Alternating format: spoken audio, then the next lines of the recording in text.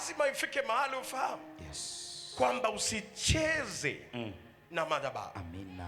Ukicheza na nyumba ya Mungu, umecheza na Mungu mwenyewe. Kabisa kabisa. Ukifanyia inavyostahili nyumba ya Mungu, sawa, umemfanyia Yesu mwenyewe. Asante sana. Ukicheza na mtumishi wa Mungu, umecheza na Mungu mwenyewe, kwa sababu Mungu anakaa ndani yake. Amina. Ukimfanyia mabaya mtumishi wa Mungu, umemfanyia Yesu mwenyewe, kwa sababu Yesu anakaa ndani yake. Amina. Anasema nilikuwa na njaa hamkunilisha.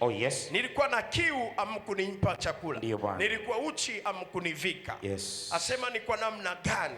Asema vile ambavyo mlivyowatendea wadogo hao, ndivyo ambavyo mlivyonitendea mimi.